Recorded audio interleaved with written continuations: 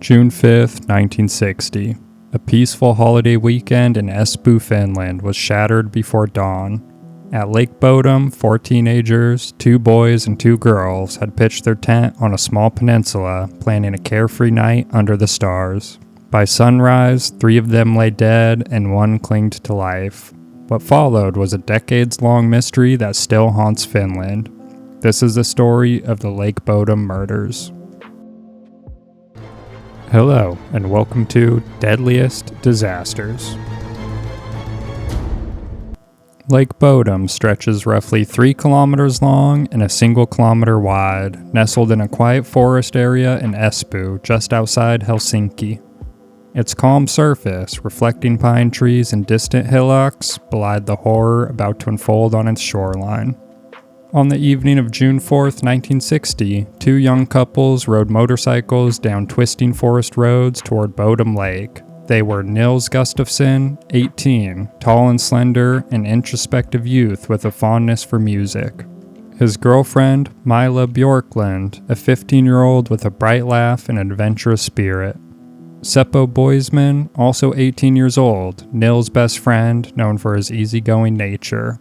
And Seppo's girlfriend, Anja Mäki, 15, quiet and studious, carrying with her a thermos of hot coffee. They planned a simple couples retreat, a night of laughter around the campfire and stars. By 11 p.m., their laughter had faded into hushed conversation. Moonlight filtered through the fabric walls of their small canvas tent. Seppo and Anja occupied one side, Nils and Mila the other. Sometime between 4 a.m. and 6 a.m., the unimaginable happened. An unknown assailant, bladed weapon in hand, struck from outside the tent. Exactly how the killer approached remains debated. Did they peek through the tent's small window or simply swing their blade blindly at the canvas? Regardless, the 4 teenagers were brutally attacked as they slept. At about 6 a.m., a group of young boys birdwatching some distance away had reportedly seen the tent collapse and a blond man walking away from the site. The bodies of the victims were discovered at about 11 a.m. by a carpenter named Esko Johansson. He alerted the police, who later arrived on scene at noon. Inside, Seppo Boisman lay lifeless on his back with multiple stab wounds. Next to him, Anja Mäki, who had been stabbed and hit with a blunt object multiple times in her head and body. On the adjacent side, Mila Bjorklund, naked from the waist down, had been partially dragged from the tent. Her body showed signs of repeated stabbing, even being stabbed after her death. Outside the tent lay Nils Gustafsson, bleeding heavily from 2 stab wounds to his neck and several broken facial bones. Miraculously, he was still alive. Ambulance attendants would later describe him as disoriented, whispering about a shadowy figure, but Nils refused to, or simply could not, explain exactly what happened. In hospital, Nils insisted he heard no footsteps, saw no details in the killer's face. He awoke to chaos but could offer no identification of his attacker. To this day, many Finns question how he escaped with only those injuries. Why not more if the killer sought to eliminate every witness? From the outset, the investigation staggered. The police, unprepared for such a brutal crime, made critical errors. Number 1, the crime scene was left unsecured. Villagers, journalists, and curious onlookers wandered through, tangling footprints and trampling evidence. Number 2, evidence handling was sloppy. Blood samples were lost or contaminated. Clothing taken from the bodies was not preserved in proper forensic bags. Number 3, timeline ambiguity. Without precise forensic techniques available in 1960, determining the exact hour of the murders proved impossible. And number 4, mistakes were further made when local police called in young military soldiers to assist with the search around the lake for missing items, adding to the amount of unintentional evidence tampering. Local rumors spread of a limping man seen near the lake shore just days before. Others whispered of a prowler who had harassed campers earlier that summer. Police officially questioned several suspects over the next few months. Local men with criminal records, escaped psychiatric patients rumored to be in the area, but none were formally charged. Many local people suspected Carl Gillstrom, a kiosk keeper near the lake known to have been hostile towards campers. Police found no hard evidence to link him to the actual murders. They were skeptical of supposed confessions he was said to have made because they considered him disturbed. He later drowned in Lake Bodom in 1969, most likely by suicide. The people in the town knew Gillstrom was violent, cut down tents, threw rocks at people who came to his street, and some later said that it was Gillstrom they saw coming back from the murder scene, but were too afraid to call the police about him. Unfortunately, the police never recovered DNA from Gillstrom. A book released in 2006 brings up the theory in detail. The book also claims that the police almost immediately ignored much more evidence that was previously unknown to the public because of language barriers, among other things. Public suspicion in Finland focused on Hans Assman, a German-born naturalized Finnish citizen who lived several kilometers from the shore of Lake Bodom. A series of popular books suggested a theory of Assman committing the Bodom killings and other murders as he had a tendency for violence. It was not taken seriously by the police as Assman had an alibi for the night of the Bodom murders and was said to have been in Germany during the time of another suspected murder. On the morning of June 6, 1960, however, he had shown up at a hospital in Helsinki with bloody clothes. He moved to Sweden, where he also died in the late 1990s. Assman was also a suspect in 5 other cases, even confessing to one on his deathbed. During the mid-1960s, a criminal named Pentti Soinen claimed to a fellow inmate that he was responsible for the murders that occurred at Lake Bodom. However, he was approximately 14 years old at the time of the murders.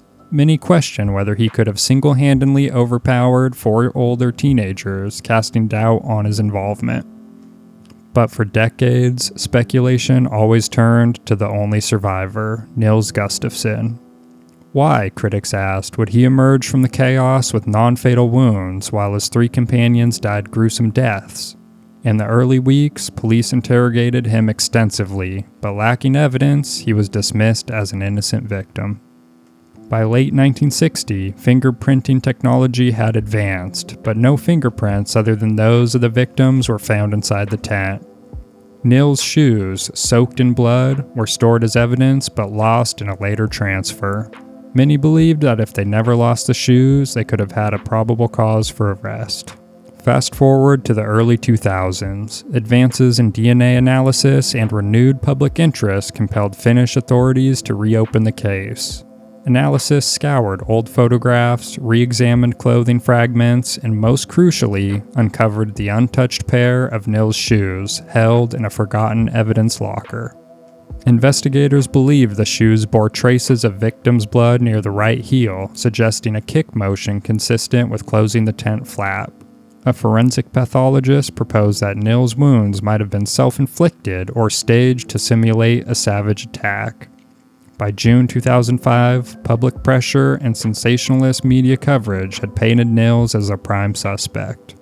On June 3, 2005, after 45 years as a free man, Nils Gustafsson, now 63, was formally charged with murdering his 3 friends. He faced life imprisonment. For over 4 decades, he'd quietly left the tragedy behind, a factory worker, husband, and father, haunted by rumors but never officially accused until this moment. In July 2005, the trial captured Finland's imagination.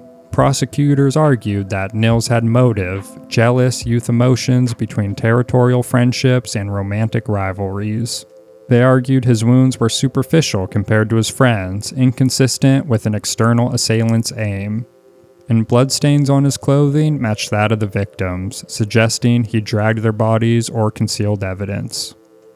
But Nils' defense lawyers pushed back, saying that his injuries were genuine, consistent with a single assailant armed with a knife and a blunt object. The crime scene's contamination rendered almost all physical evidence useless. No definitive proof placed him at the center of the killings.